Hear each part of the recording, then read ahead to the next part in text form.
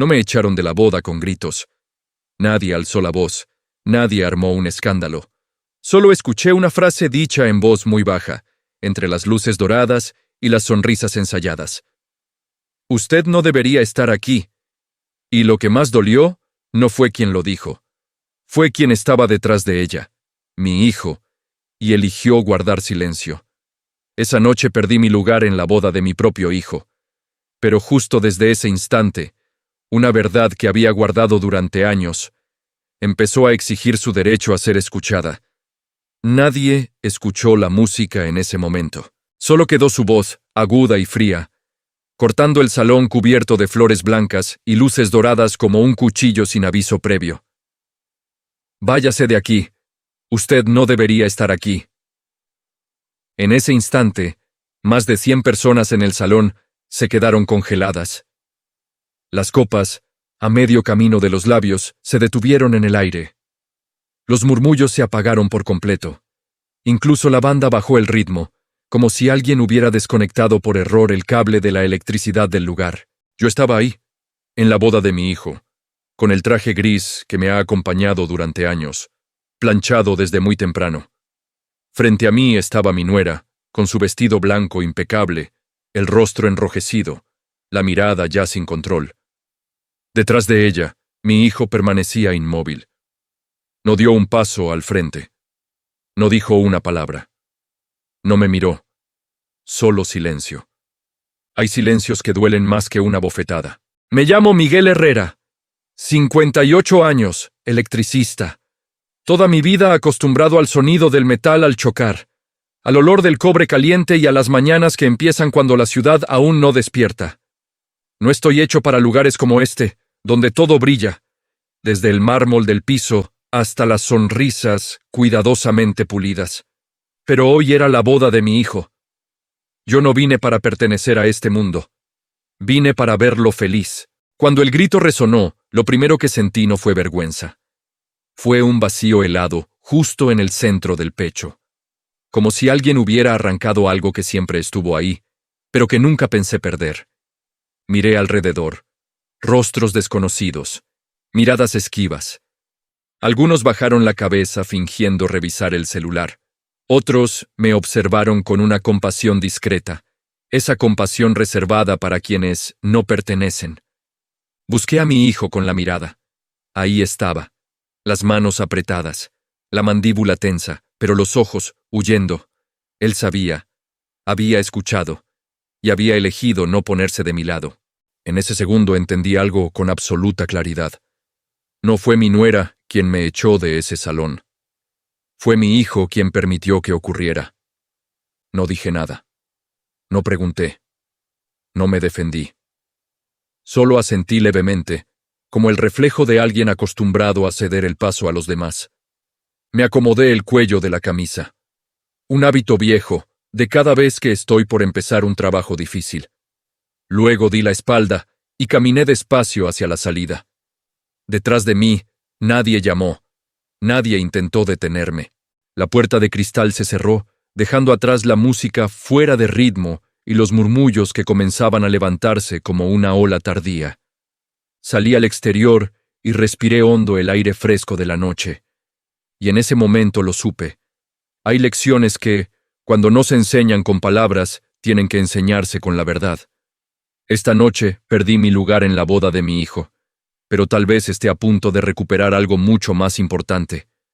Si tuviera que elegir una palabra para describirme en aquel salón lujoso, tal vez sería fuera de tono. No porque sea pobre, no porque esté sucio, sino porque cargaba con algo que no encajaba con los trajes a la medida ni con los relojes brillantes. El olor del trabajo. Soy electricista. Toda mi vida trabajando con cables, interruptores, tableros. Estoy acostumbrado a casas a oscuras en plena madrugada, cuando me llaman porque se fue la luz. Estoy acostumbrado a meterme bajo las escaleras, a subir a los techos, a comer a prisa un bolillo frío dentro de una camioneta vieja. Nunca pensé que eso fuera algo de lo que hubiera que avergonzarse, pero en esa boda tenía muy claro que estaba parado en un mundo que no era para mí. Los hombres a mi alrededor hablaban de leyes, de inversiones, de grandes juicios en la ciudad. se daban la mano con apretones suaves pero firmes, acompañados de sonrisas calculadas. Las mujeres hablaban de escuelas prestigiosas, de contactos, de el futuro como debe ser. Yo estaba a un lado, con un vaso de agua en la mano, escuchando como quien oye la radio en una frecuencia equivocada. En algún momento, un hombre de cabello canoso se volvió hacia mí y preguntó con una cortesía tan pulida que resultaba fría: ¿A qué se dedica usted? Arreglo electricidad, respondí. Asintió, un gesto rápido, y enseguida volvió a hablar con el de al lado sobre un próximo congreso jurídico, como si mi respuesta hubiera sido apenas un ruido irrelevante. No me enojé. Estoy acostumbrado. Toda mi vida he entrado en lugares donde no soy bienvenido, pero también estoy acostumbrado a que, cuando me voy, las luces vuelven a encenderse y la gente suspira aliviada. Nadie recuerda mi nombre, pero todos recuerdan que el problema quedó resuelto. Mi hijo creció en tardes como esas. Se sentaba en el taller, me miraba unir cables, me hacía 1000 preguntas. Cuando era niño decía que quería ser electricista como yo. Yo solo me reía, le revolvía el cabello y le decía que podía hacer lo que quisiera, con tal de hacerlo bien. Luego estudió bien, luego se fue lejos, luego entró en un mundo al que yo solo podía asomarme desde la puerta. No lo culpo. ¿Qué padre no quiere que su hijo tenga una vida mejor? Lo que no imaginé fue que ese mejor viniera acompañado de la necesidad de esconder el lugar de donde se viene. En el salón de la boda, esa noche, yo no era solo un padre. Era un recordatorio incómodo de un pasado que algunos preferían olvidar. Una pequeña mancha de aceite sobre una camisa perfectamente blanca. Y cuando mi nuera me miró de esa manera, lo entendí con claridad. El problema no era algo que yo hubiera hecho mal. El problema era que yo representaba algo que ella no quería que los demás vieran. Ahí estaba yo, entre las luces y la música, cargando toda una vida de trabajo con las manos. Y sin que nadie lo dijera en voz alta, yo ya sabía que, en ese mundo, esas manos no eran algo digno de mostrarse. Parte 3. La promesa. Antes de que mi esposa cerrara los ojos, no aprendí a guardar silencio en los libros. Lo aprendí de Elena. Elena era mi esposa. La única mujer que alguna vez miró mis manos llenas de cicatrices sin fruncir el ceño. Decía que esas manos olían a metal y a aceite, pero que era el olor de alguien que sabía hacerse responsable. En vida, Elena hablaba poco. Creía más en los hechos que en las palabras, igual que yo. Tal vez por eso vivimos juntos más de 30 años sin necesidad de grandes promesas. La noche antes de que Elena muriera, el hospital estaba extrañamente en silencio. El pasillo largo, la luz blanca y pálida de los fluorescentes, los pasos de las enfermeras sonando de vez en cuando, como el latido cada vez más débil de su corazón. Yo estaba sentado junto a la cama, sosteniéndole la mano. La misma mano que me había acompañado en tantas mudanzas, en tantos periodos sin trabajo, en tantas noches contando el dinero para la escuela de nuestro hijo. Elena abrió los ojos y me miró, cansada pero lúcida. «Miguel», susurró con la voz áspera, «no te preocupes por mí». No dije nada. Tenía miedo de que, si hablaba, no podría detenerme. Ella apretó suavemente mi mano, como si quisiera retenerme en ese instante. «Nuestro hijo se va a ir lejos», dijo despacio. «Es bueno para estudiar. Va a entrar en un mundo distinto al nuestro». Asentí. Eso lo sabía desde hacía mucho tiempo. Elena guardó silencio un momento y luego continuó, eligiendo cada palabra con cuidado. «Déjalo volar. No lo detengas». Volví a asentir. ¿Qué padre no quiere que su hijo tenga una vida más ligera que la suya? Pero entonces, Elena me miró de frente. Su expresión se volvió seria, distinta al cansancio de antes. «Pero prométeme una cosa». Me incliné un poco más hacia ella. «Por alto que llegue», dijo, «no dejes que olvide las manos que lo hicieron crecer». No levantó la voz, no hubo lágrimas, pero esas palabras cayeron entre nosotros con el peso de un bloque de metal. Hice la promesa, no con palabras. Solo asentí, muy despacio.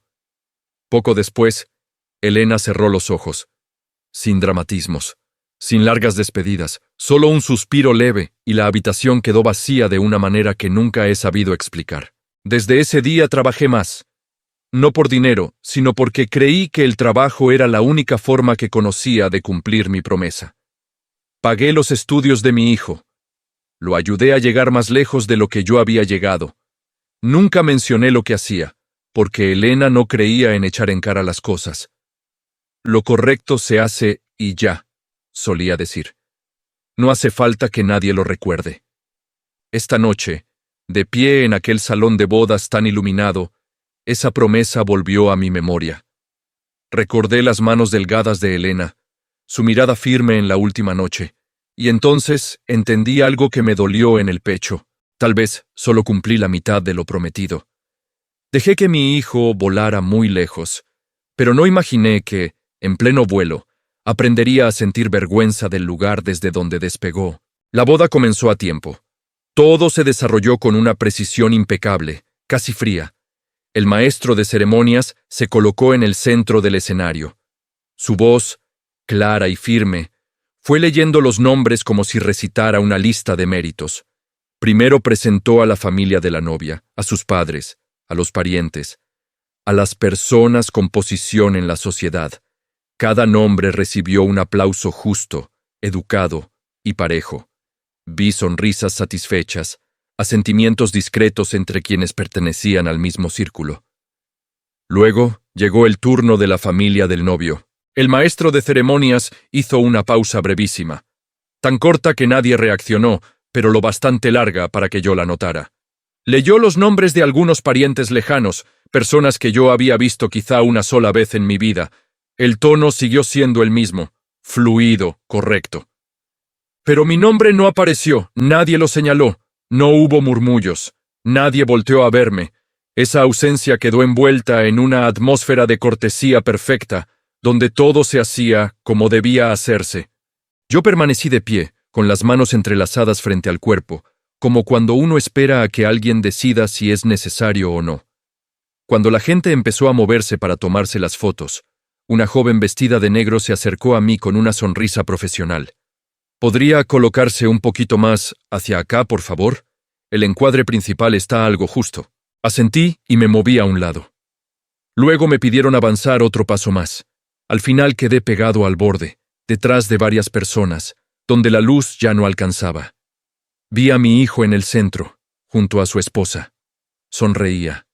Una sonrisa conocida y al mismo tiempo extraña.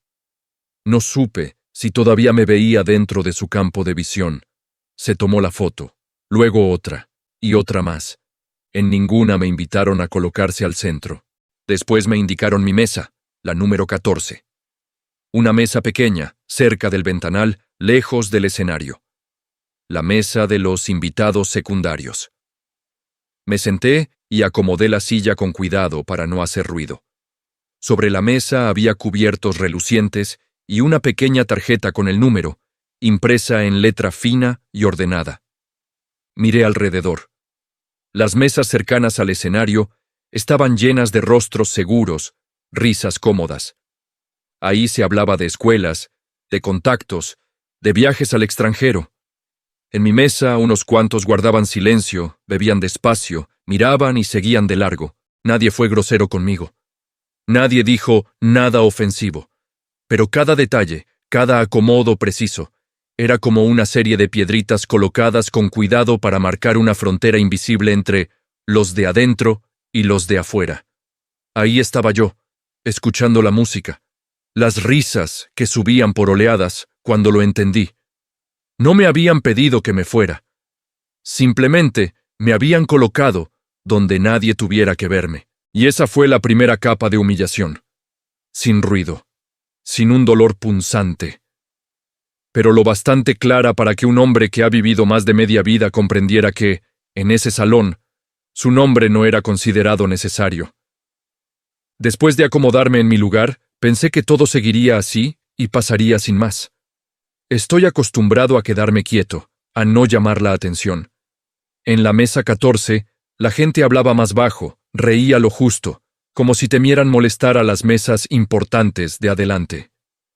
Al poco rato, un hombre de cabello canoso, se acercó. Traje azul oscuro, corbata bien ajustada, un perfume ligero pero evidente. Se presentó como profesor de Derecho, amigo de muchos años de la familia de la novia. Su apretón de manos apenas tocó la mía y se retiró de inmediato, rápido y preciso. «¿Ustedes?» preguntó con una cortesía tan pulida que resultaba impersonal. «Miguel», respondí. «El padre del novio». Asintió. Su mirada me recorrió de arriba abajo en un instante. Luego sonrió. Una sonrisa ensayada. «Es admirable», dijo, «que la sociedad todavía cuente con personas como usted». Esperé un momento pensando que añadiría algo más amable. Pero no.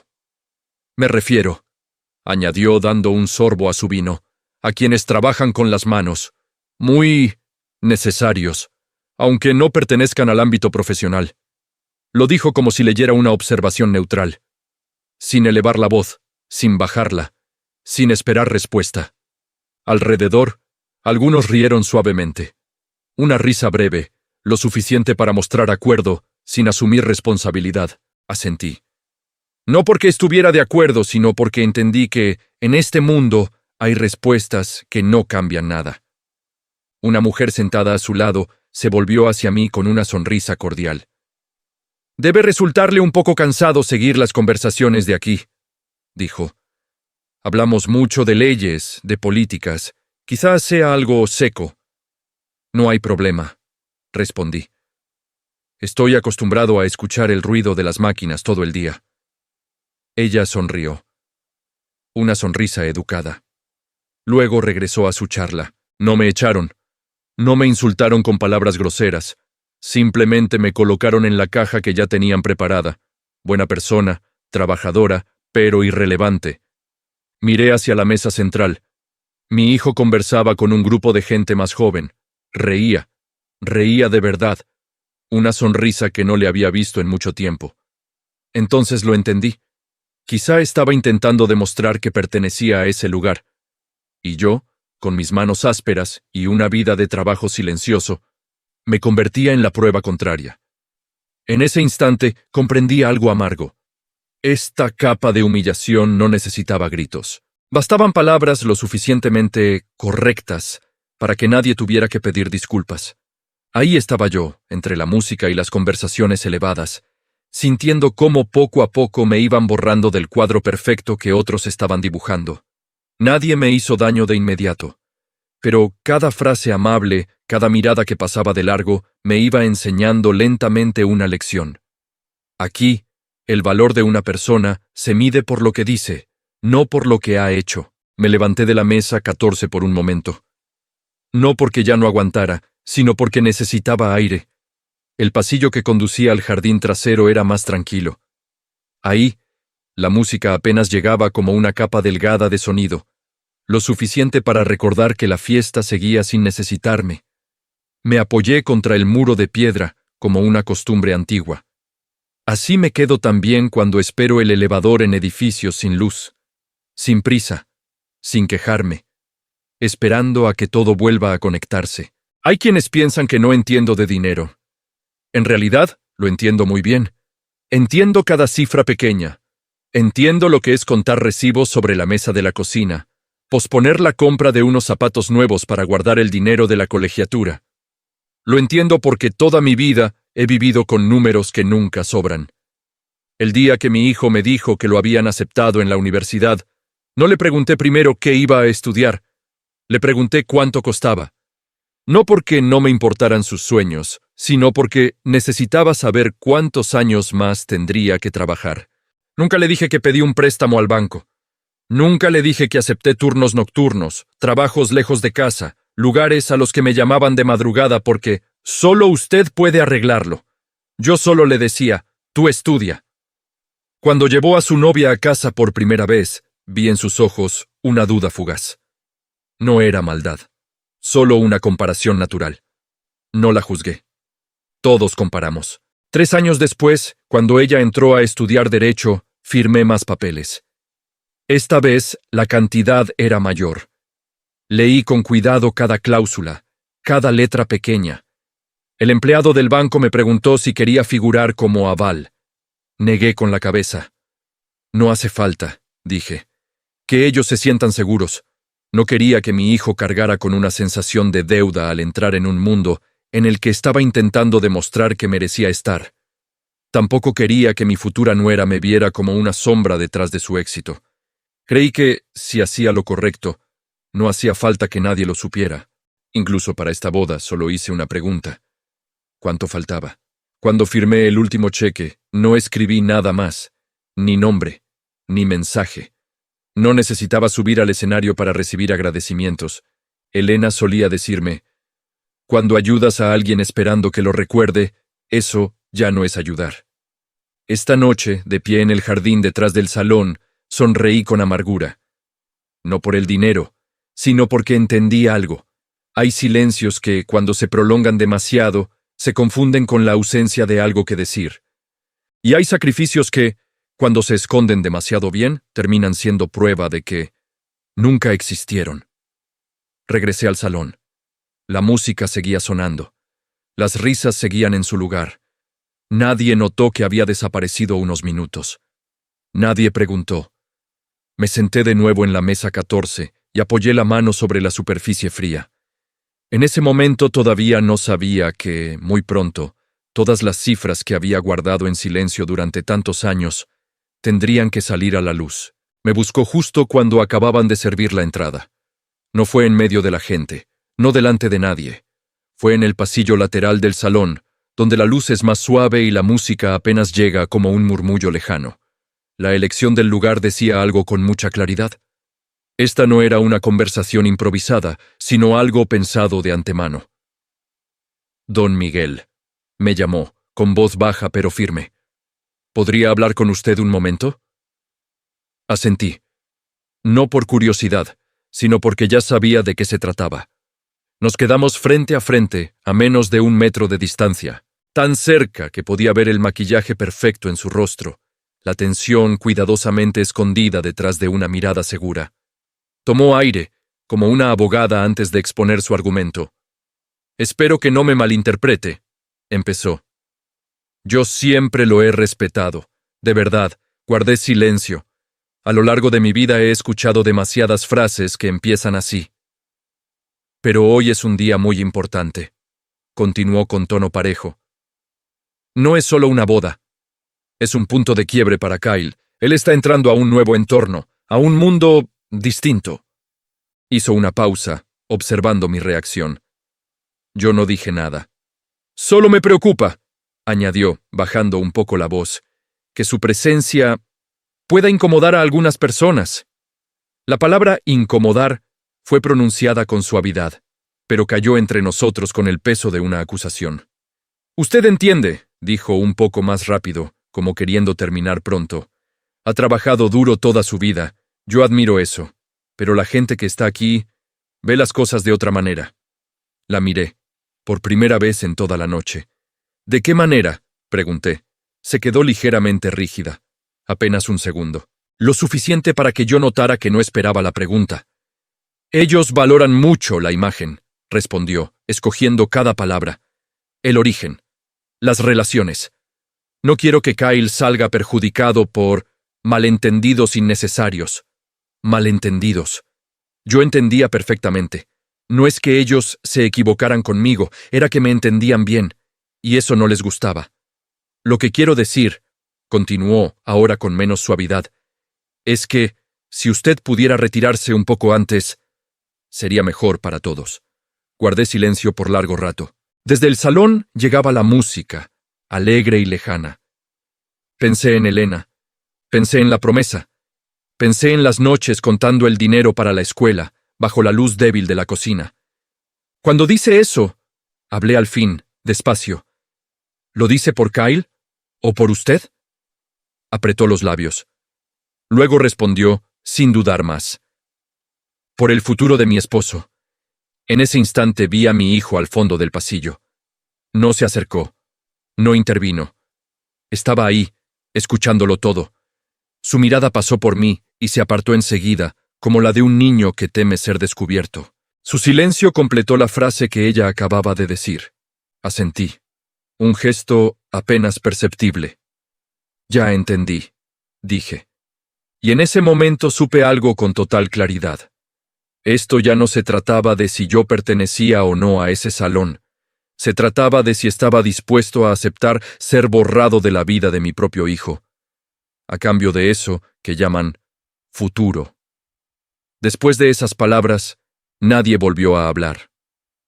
Mi nuera se dio la vuelta primero y caminó rápido hacia el salón, como si acabara de cumplir con una tarea necesaria. El vestido de novia rozó suavemente el piso de piedra, dejando atrás un aroma de perfume que se iba desvaneciendo. Yo me quedé ahí, mirándola alejarse, y luego giré hacia el fondo del pasillo. Mi hijo seguía ahí. No se acercó. No se fue. Solo permaneció inmóvil, con las manos en los bolsillos y los hombros ligeramente encorvados, como alguien que espera que otro decida por él. La luz que venía del salón le caía de lado en el rostro, marcando las ojeras bajo sus ojos. Me di cuenta de que había adelgazado, tal vez por el estrés, tal vez por el esfuerzo de encajar en un mundo nuevo. ¿La estás pasando bien esta noche, hijo?, le pregunté. Era una pregunta sencilla, tan ligera como las que le hacía cuando regresaba tarde de la escuela. Pero lo detuvo, me miró y luego bajó la vista al suelo. «Papá», empezó y se quedó ahí. Esperé, sin apurarlo, sin mirar el reloj. Estoy acostumbrado a esperar lo que necesita tiempo. «Tú lo entiendes», dijo al fin, con la voz más baja que la música lejana. «Todo es un poco complicado, una palabra muy conveniente. Suficiente para cubrir el miedo, suficiente para postergar la responsabilidad». «Escuchaste todo», dije, no para reprocharle, solo para constatarlo. Tragó saliva, asintió apenas. «No quería empeorar las cosas», dijo rápido, como si temiera que lo interrumpiera. «Solo quería que esta noche pasara en calma». Lo miré durante largo rato. Busqué en su rostro al niño que corría detrás de mí en el taller, que preguntaba por qué se encendía la luz cuando se unían dos cables. Lo encontré, pero muy al fondo, detrás de preocupaciones que nunca le enseñé a enfrentar. «¿Y yo qué?», pregunté. Guardó silencio. Ese silencio era distinto al mío. No era una elección, era una evasión. «No necesito que tomes partido», continué con voz pareja. «Solo necesito que digas una frase». Levantó la mirada. En sus ojos pasó algo muy parecido a la vergüenza. «Lo siento», dijo. Pero la disculpa salió apresurada, sin un lugar firme donde apoyarse. Asentí. Lo entendí. No porque estuviera de acuerdo, sino porque vi con más claridad que nunca la decisión que había tomado mi hijo. Él no me echó, él no me insultó. Simplemente eligió no estar a mi lado cuando más importaba. Y hay momentos en la vida en los que el silencio de quien uno ama es la respuesta más dolorosa. Regresé a la mesa 14 justo cuando servían el plato fuerte. Nadie me preguntó a dónde había ido. Nadie notó en qué momento me senté. En este rincón del salón, mi presencia era tan ligera que parecía que el aire acondicionado podía llevársela. Pero yo escuché. No porque hablaran fuerte, sino porque ya no eran tan cuidadosos como antes. En la mesa de al lado, dos hombres se inclinaron uno hacia el otro. Uno joven, el cabello perfectamente peinado, con ese tono nasal tan propio del mundo legal. El otro, mayor, sonrió apenas. «¿Ese es el padre?», preguntó el joven lanzándome una mirada rápida. «Sí», respondió el otro. «Gente como él». La frase cayó con suavidad. Sin burla, sin énfasis, no hacía falta, era clara. Gente como él. Otra mujer intervino, copa de vino en la mano. «Pobrecito», dijo, mitad compasión, mitad distancia. «Pero no encaja aquí. No pertenece a este lugar». Las palabras se repitieron en mi cabeza, lentas y constantes, como un martillo golpeando metal. No volteé a mirarlos. No lo necesitaba. Ya había escuchado lo suficiente. En la mesa central, mi hijo se puso de pie y levantó la copa para brindar. La luz le daba de frente. Todas las miradas se dirigieron hacia él. Dijo unas palabras sobre el amor, sobre el futuro, sobre nuevas oportunidades. Cada aplauso sonó parejo y limpio, como si hubiera sido ensayado. Miré a quienes aplaudían. Los mismos que acababan de llamarme gente como él. Bajo esas luces, no veían ninguna contradicción. Para ellos, todo estaba en su lugar. Un mesero joven pasó junto a mi mesa y dejó más pan. Bajó la cabeza, me miró de reojo un segundo y luego miró hacia las mesas grandes. Su mirada se detuvo apenas un instante, como si quisiera decir algo, y enseguida se apagó. Lo entendí. Hay quienes reconocen la injusticia, pero no tienen permiso para hablar. Una risa estalló detrás de mí. Al menos es trabajador, dijo alguien. Eso hay que reconocer. Al menos es trabajador. Dejé el cuchillo sobre el plato. Mi mano no tembló. Estoy acostumbrado a escuchar cosas así. Solo que esta noche pesaban distinto. Porque esto no era un bar cualquiera, ni una obra, ni una casa a la que yo llegaba a arreglar algo para luego irme. Era la boda de mi hijo, y esos murmullos, por pequeños que fueran, estaban reescribiendo quién era yo en la mente de los presentes. Nadie me decía nada de frente. No hacía falta. Bastaba con ponerse de acuerdo en algo. Yo era el pasado, y el pasado debía quedarse quieto, fuera del encuadre del presente. Ahí estaba yo, escuchando el sonido de los cubiertos, el vino sirviéndose de nuevo, las risas entrando a tiempo. Todo funcionaba con normalidad. Solo que algo empezó a quebrarse muy despacio dentro de mí. No por esas personas, sino porque entendí que el silencio de mi hijo estaba permitiendo que esos murmullos existieran. Y cuando un hombre se da cuenta de que hablan de él como de algo que no debería existir, justo en el día más importante de su hijo, ya no se trata de incomodidad. Es el momento en que la dignidad empieza a reclamar su voz. Todo ocurrió muy rápido. Tan rápido que no tuve tiempo de prepararme, pero lo bastante lento como para que cada palabra quedara grabada en mi memoria. Mi nuera se puso de pie cuando la copa de vino en la mesa central aún no había tocado el mantel. No pidió el micrófono, no lo necesitaba. El salón quedó en silencio de una forma natural, como si todos estuvieran acostumbrados a escuchar hablar a quienes ocupan ese lugar. Quisiera decir algo, comenzó con voz clara, sin temblar. Solo para evitar malentendidos innecesarios. Algunas personas asintieron. Aparecieron un par de sonrisas de apoyo. Miré a mi hijo. Estaba a su lado, con las manos entrelazadas y la mirada fija en el suelo. Mi familia, continuó, siempre ha valorado mucho la imagen y los valores que representamos. Esto no es solo una boda, es el inicio de un nuevo camino. Escuché el leve arrastre de una silla. Algunas personas se incorporaron un poco más en sus asientos. Creo, dijo, haciendo una pausa brevísima, que no debería permitirse que nadie tenga una idea equivocada sobre el origen de mi esposo. El salón se congeló. Sentí ese instante con absoluta claridad. El aire pareció adelgazarse. La luz dorada cayó sobre nosotros, haciendo que todo resultara demasiado nítido. Respetamos el pasado, añadió, pero no todo pasado necesita estar presente en ocasiones como esta. Alguien giró la cabeza para mirarme. Otro fingió acomodar la servilleta. Nadie dijo nada. Me puse de pie. No por enojo, sino porque, si seguía sentado, dejaría de ser una persona dentro de ese salón. Cuando dice eso, hablé, despacio y con calma. ¿Está hablando de mí? Ella se volvió hacia mí. Su mirada me tocó apenas un segundo, y luego se apartó, como si yo fuera un detalle que no debía permanecer demasiado tiempo en el encuadre. No es mi intención ofender, respondió, pero no puedo permitir que otros piensen que mi esposo proviene de una familia como esta. Una familia como esta. Las palabras resonaron completas, sin necesidad de explicación. Me giré hacia mi hijo. Esta vez lo miré de frente.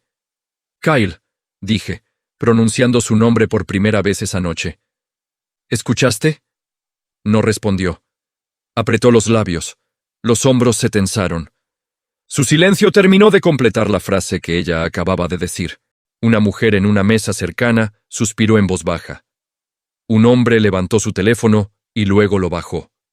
Nadie intervino. Porque en este mundo, frases como esas suelen llamarse de otra manera. Franqueza. Me quedé de pie en medio del salón iluminado, con una certeza absoluta. Esto ya no era solo una falta de respeto. Era el momento en que toda una vida de trabajo, una promesa hecha a quien ya no estaba, y una relación entre padre e hijo estaban siendo puestos en la balanza, frente a personas que nunca habían tenido que pagar el precio de nada de eso. Respiré hondo, y por primera vez esa noche supe con seguridad. Si seguía en silencio, a partir de ese instante, ese silencio ya no sería paciencia. Se convertiría en complicidad. Nadie dijo nada más. El último sonido que quedó en el salón fue el leve choque de una copa de cristal en algún lugar distante, como un pequeño error en una melodía demasiado ensayada. Luego, incluso ese sonido desapareció. Ahí estaba yo, en medio del salón, sintiendo con claridad cada respiración. No acelerada, no temblorosa, solo un poco más profunda de lo normal, como cada vez que me preparo para bajar el interruptor principal antes de arreglar una instalación grande. Hay cosas que, si se hacen con prisa, provocan un corto. Hay momentos que, si se reaccionan mal, dejan consecuencias imposibles de reparar. Me acomodé el cuello de la camisa, un hábito antiguo, de muchos años. Cuando un cliente empieza a levantar la voz, cuando una obra presenta un problema, cuando sé que estoy por tomar una decisión incómoda, pero necesaria. La luz del techo cayó sobre mí, marcando claramente las arrugas en las mangas de mi saco. Vi cómo algunas miradas pasaban rápido por ahí y se retiraban enseguida, como si acabaran de notar un detalle que no encajaba en el escenario perfecto. No importaba. Estoy acostumbrado a ser visto como un pequeño error dentro de un cuadro grande.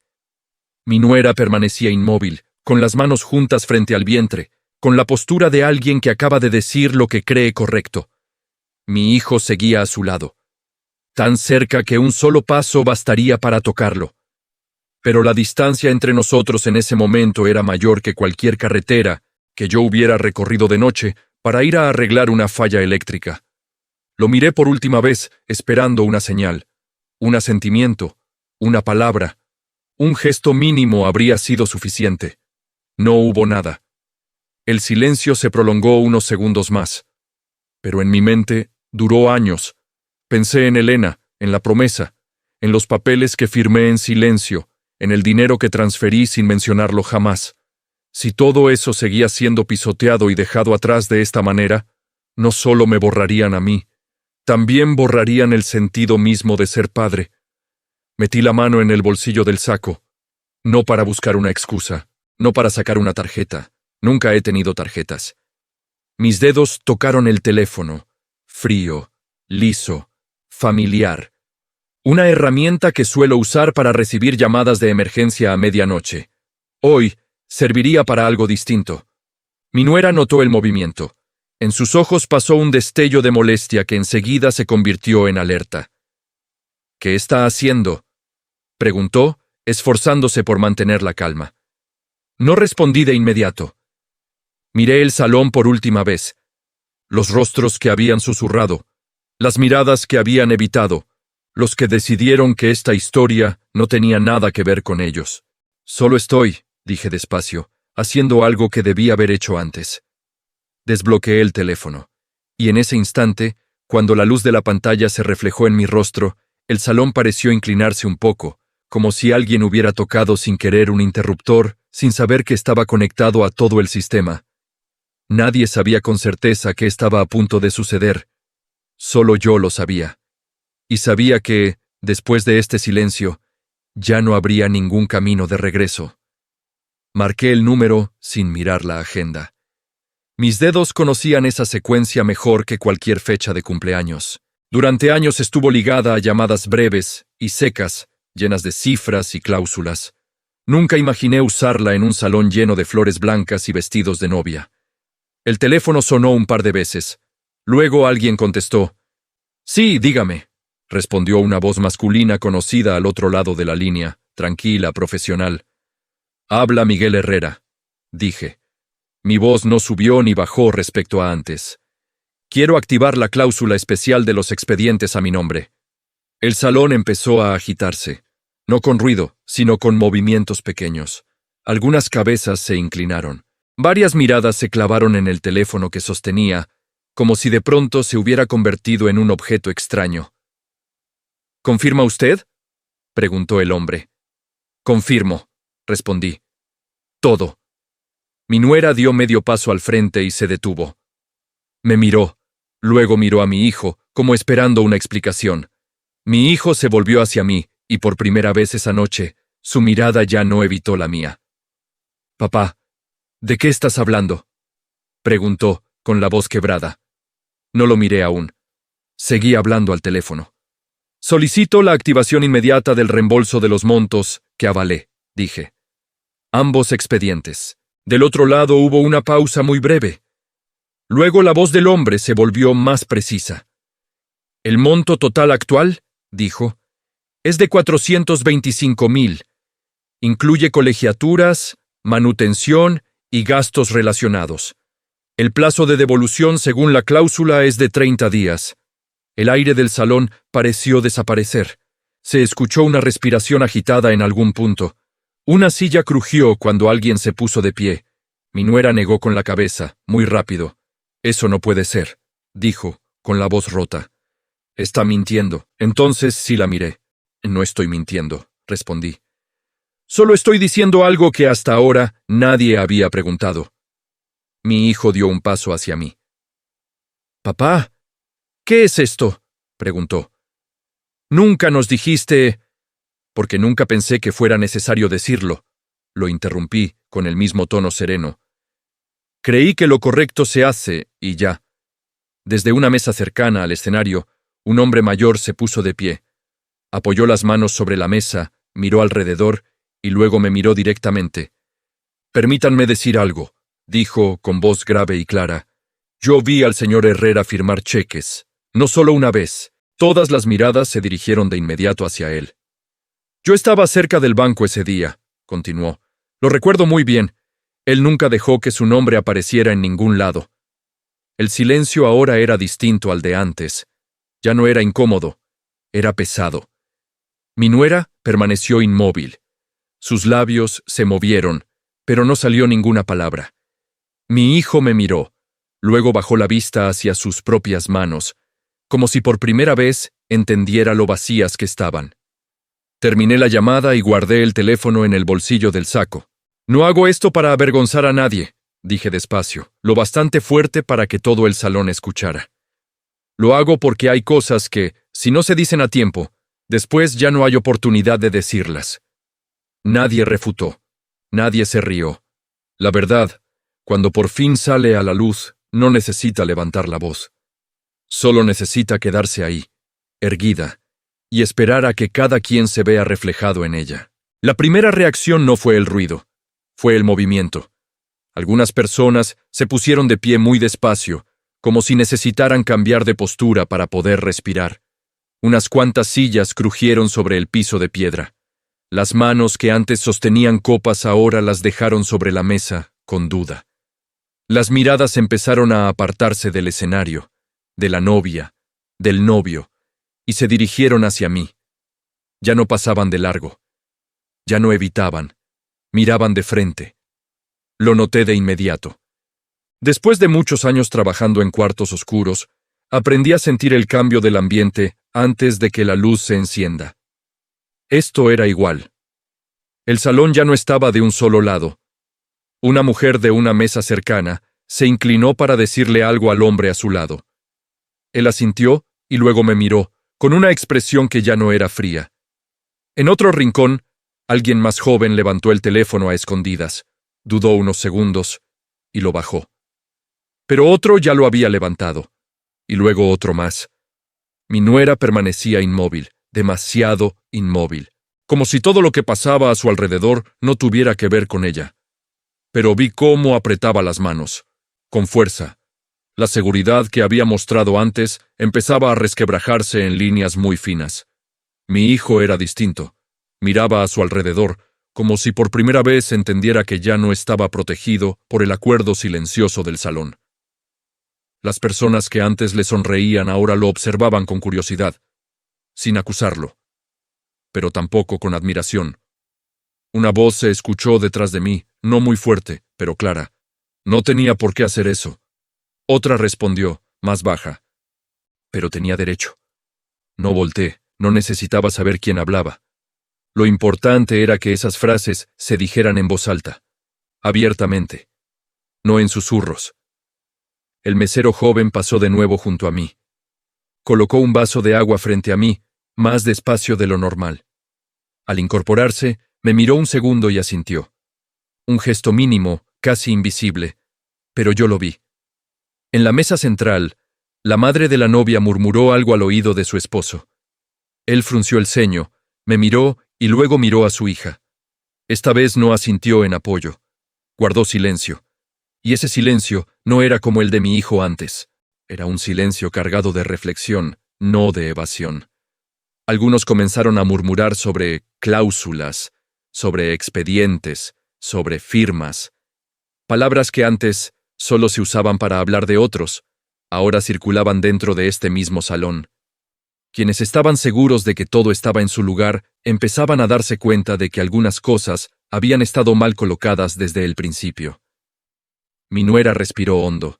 Vi cómo su pecho subía y bajaba. Se volvió hacia mi hijo y le dijo algo en voz muy baja. Él negó con la cabeza. Por primera vez en toda la noche, no asintió. Yo me quedé ahí, sin avanzar ni retroceder. No disfruté el momento. Tampoco le tuve miedo. Solo observé, como siempre hago cuando un sistema eléctrico complejo empieza a reaccionar después de que se restablece la corriente. La verdad ya había entrado en el circuito, y cuando la corriente fluye en la dirección correcta, no hace falta que nadie ordene nada. Las luces deciden solas si se encienden o no. La multitud había elegido mirar de otra manera, no porque yo hablara más fuerte, sino porque, por primera vez, ya no podían fingir que no veían. Kyle salió del círculo de luces más despacio de lo que yo esperaba. No corrió tras de mí, no se lanzó a discutir con su esposa.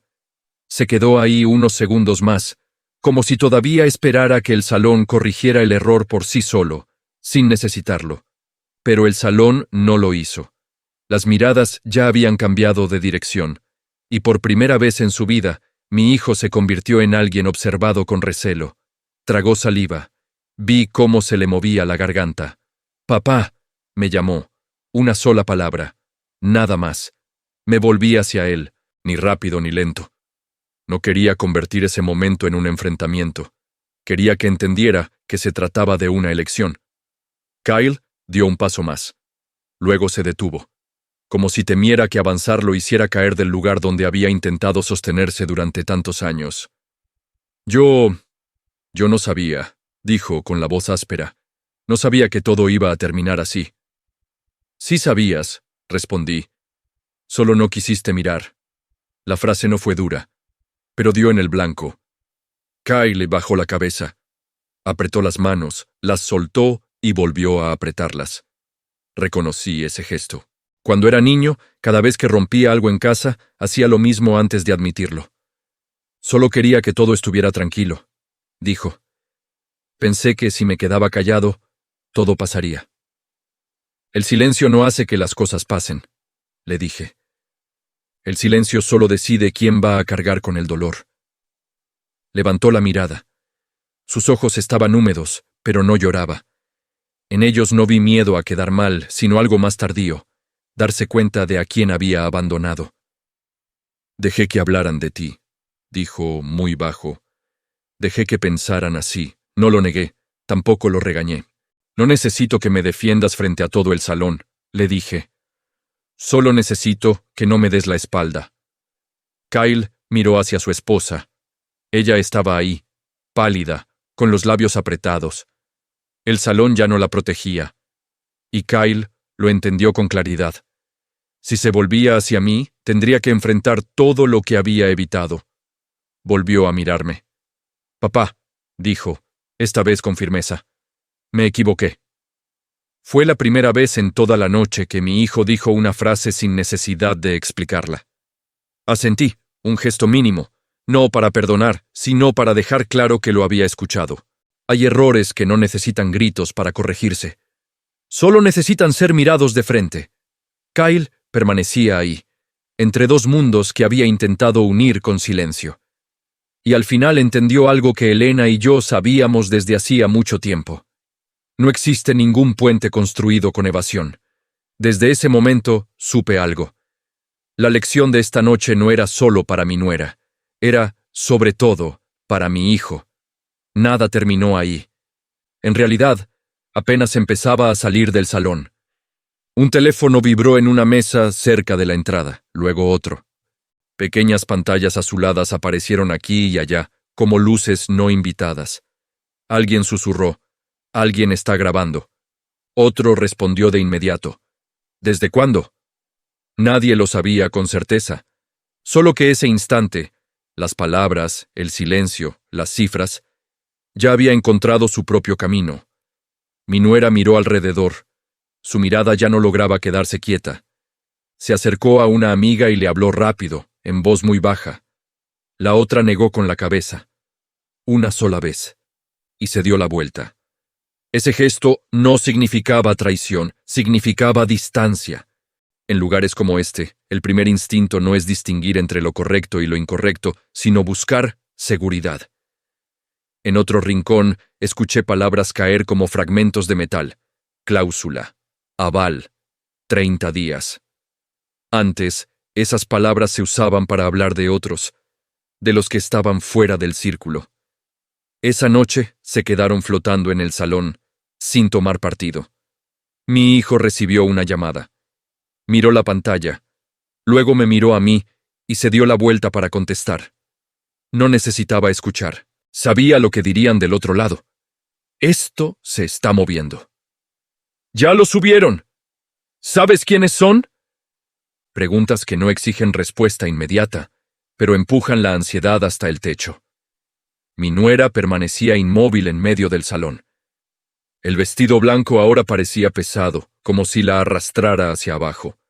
Una mujer mayor, supuse que algún familiar, puso la mano sobre su hombro y le dijo algo. Ella apartó la mano, con suavidad, pero con firmeza. Hay contactos que, en ciertos momentos, sobran. Salí otra vez, hasta el umbral frente al salón.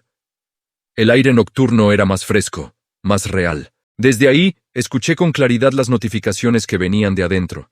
Sonidos pequeños, dispersos, pero constantes. Como un hilo de agua que por fin encuentra una grieta. Un hombre salió detrás de mí.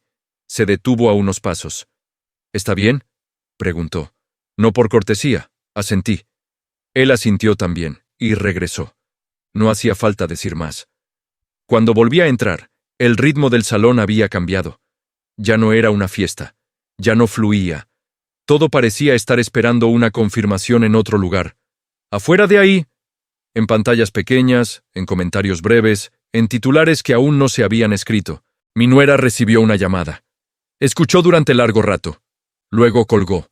Su rostro se volvió pálido, como si le hubieran quitado una capa invisible de protección. Me miró y enseguida apartó la vista. No por rencor, sino porque, por primera vez, entendía que esta historia ya había escapado de su control. Yo permanecí ahí, entre el salón de bodas y el umbral, entre la luz y la sombra, comprendiendo una verdad sencilla. Cuando la verdad se dice en el momento justo, no necesita quien la defienda. Ella sola encuentra su camino. Y desde ese instante, supe que lo que ocurriera esa noche ya no sería decidido por quienes estaban presentes allí, sino por quienes empezaban a mirar desde muy lejos. Llegaron a mi casa la mañana del tercer día después de la boda. No llamaron antes. No avisaron. El coche se detuvo frente al viejo portón de hierro, donde la pintura se había descarapelado desde hacía años. Yo estaba preparando café en la cocina cuando escuché apagarse el motor. No necesité asomarme por la ventana para saber quiénes eran. Hay pasos que uno reconoce, por más lentos que sean. Kyle entró primero. Se veía cansado. No el cansancio de una noche larga, sino el de cargar con una verdad que nunca había aprendido a sostener. Mi nuera venía detrás, ya sin vestido blanco, sin maquillaje cuidado. Un abrigo gris, el cabello recogido a la prisa. Sus ojos evitaban la casa pequeña, como si temiera que incluso esas paredes pudieran juzgarla. Nos sentamos alrededor de la mesa de la cocina. la vieja mesa de madera que había acompañado a Elena y a mí por más de 20 años. En la superficie aún se notaba una pequeña marca, donde Kyle había dejado caer un desarmador cuando era niño. Nunca la borré. Hay huellas que conviene conservar para recordar de dónde se viene. «Papá», habló Kyle primero con la voz áspera. «Venimos a hablar». Asentí. Serví el café. Coloqué cada taza con cuidado, sin prisa. Mi nuera tomó aire. Yo lo siento», dijo. «Me equivoqué». La disculpa cayó con suavidad, como si temiera romperse al tocar el suelo. La miré. Esta vez no sentí enojo, solo cansancio. «Tuve miedo», continuó, más rápido. «Miedo de perderlo todo, el trabajo, el prestigio. No pensé que las cosas llegarían tan lejos. No llegaron demasiado lejos», dije. Solo la verdad siguió su camino. Kyle bajó la cabeza. «Papá, no estuve a tu lado», dijo. Elegí el silencio. Asentí. «Lo sé».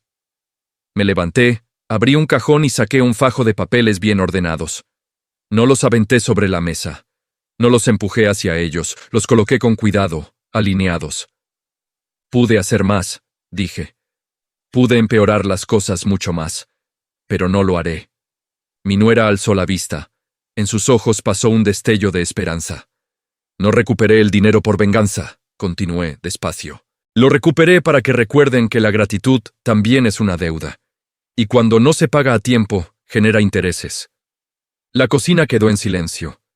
El reloj de la pared marcaba los segundos con constancia. «Van a pagar», dije. «Según sus posibilidades. Con plazos, con responsabilidad. No para que yo sea más rico, sino para que ustedes crezcan». Kyle asintió. No discutió. Mi nuera también asintió apenas. «Aquí me detengo», dije, mirándolos a los dos. «Ni una palabra más a la prensa, ni una acción más de mi parte. Lo que sigue les corresponde a ustedes». Me volví hacia la ventana. La luz de la mañana cayó sobre la mesa de madera, resaltando las marcas antiguas. Pensé en Elena. Pensé en la promesa. Y supe que había cumplido la parte que faltaba. Hay lecciones que no necesitan aplastar a nadie para quedarse. Basta con detenerse a tiempo para que cada quien aprenda a levantarse con sus propias piernas.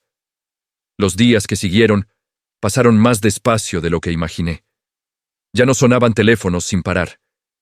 Ya no había desconocidos frente al portón. No seguí lo que decía la prensa ni lo que comentaban en redes. Volví al taller. Abrí la cortina metálica, encendí las luces y trabajé como lo he hecho durante décadas.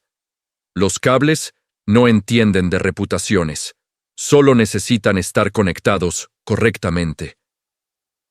Kyle empezó a llegar más temprano. Hablaba poco.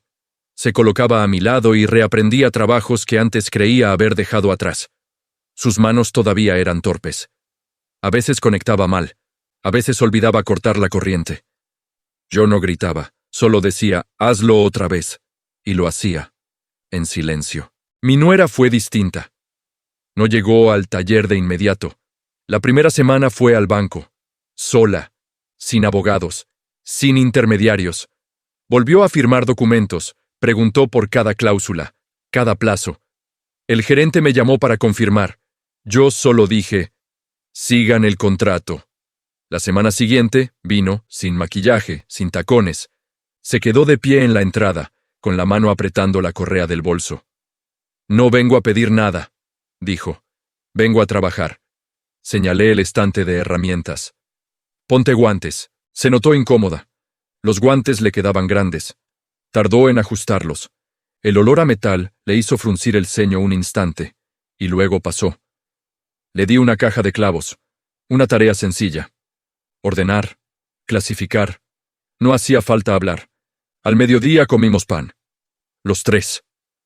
Nadie mencionó la boda. Nadie recordó las palabras dichas de más. Hay cosas que, cuando ya se entienden, no necesitan repetirse. En las semanas siguientes, el dinero empezó a llegar. No en grandes cantidades, puntual. Cada transferencia llevaba una línea breve. Pago del mes, sin explicaciones, sin justificaciones. Yo no respondía. Lo registraba. Era suficiente. Kyle fue adaptándose de nuevo al ritmo del trabajo. En él reapareció algo que temía haber perdido. Atención. Escuchaba. Preguntaba. No tenía prisa. Una tarde, al terminar una conexión complicada, se quedó quieto mirando cómo la luz se encendía y soltó el aire. Había olvidado esta sensación, dijo. Porque creíste que ya no la necesitabas, respondí. Mi nuera empezó a quedarse más tiempo. Preguntaba por la gente a la que había ayudado. Por casas viejas, por noches sin luz. No preguntaba para contar historias. Preguntaba para comprender. Un día habló muy bajito. No sé cuánto tiempo nos tomará pagar todo. No importa, le dije. Importa que no estés huyendo. Asintió. Esta vez, ya no había miedo en su mirada. La redención no llega con una disculpa a tiempo. Llega cuando se repiten los actos correctos durante el tiempo suficiente como para que se conviertan en parte de quien uno es. Y yo supe que, esta vez, ellos estaban empezando. Esa mañana me desperté más temprano de lo habitual, no por preocupación, tampoco por trabajo. Era solo la costumbre de alguien que ha aprendido a empezar el día cuando la ciudad aún está adormilada. Preparé café y abrí la ventana de la cocina. La luz del amanecer entró de lado por el marco y cayó sobre la vieja mesa de madera, resaltando las marcas conocidas. Huellas de una vida que no fue pareja, pero sí, verdadera. Kyle llegó poco después. Solo. No traía bolsa. No traía teléfono. Se quedó de pie en la entrada, mirando la pequeña cocina como quien observa un lugar del que se fue hace demasiado tiempo. «Papá», dijo con voz normal, sin temblar, sin esquivar la mirada, asentí. Serví otra taza de café y la coloqué frente a él. Nos quedamos sentados un rato sin hablar. El canto de los pájaros en el patio, el tic-tac del reloj, sonidos pequeños, pero suficientes para llenar el espacio que antes habíamos intentado cubrir con silencio. «He pensado mucho», dijo Kyle al final. «No en el dinero, sino en quién me he convertido». Lo miré, sin apresurarlo. «Creí que estaba construyendo mi futuro», continuó. «Pero empecé negando el lugar del que vengo», asentí. No porque estuviera de acuerdo, sino porque lo entendía. «No necesito que seas alguien distinto», le dije. «Solo que no te avergüences de lo que te hizo crecer». Kyle respiró hondo. «No dejaré que mi hijo olvide eso». Esa frase me detuvo un instante. No por emoción, sino porque sé que hay promesas que solo valen cuando quien las dice comprende el precio de romperlas. Meses después, mi nuera dio a luz. Una niña. Vinieron a casa una tarde tranquila, sin ruido, sin avisar. Kyle cargaba a la bebé con movimientos aún torpes. Mi nuera estaba a su lado, cansada pero serena. «Queríamos que usted fuera el primero en saberlo», dijo. «Y, si nos permite, queremos llamarla Elena». No respondí de inmediato. Extendí la mano. La bebé tomó mi dedo con fuerza, con una presión pequeña pero decidida. Miré ese rostro diminuto y vi en él un recordatorio suave. Todo puede volver a empezar, si uno se atreve a hacer lo correcto. «Hola», le dije en voz baja. «Ojalá crezcas sabiendo valorar las cosas sencillas». Esa noche me senté solo en el porche. La luz amarilla salía de la casa, lo suficiente para ver bien mis manos. Las callosidades seguían ahí. No habían desaparecido, y no esperaba que lo hicieran. Hay lecciones que no terminan con una victoria. Terminan con un silencio lo bastante profundo como para que ya no haga falta demostrar nada. Y en ese silencio entendí algo más. La verdadera luz no viene de salones brillantes. Viene de que, al final, las personas aprendan a mirarse de frente sin tener que apartar la mirada.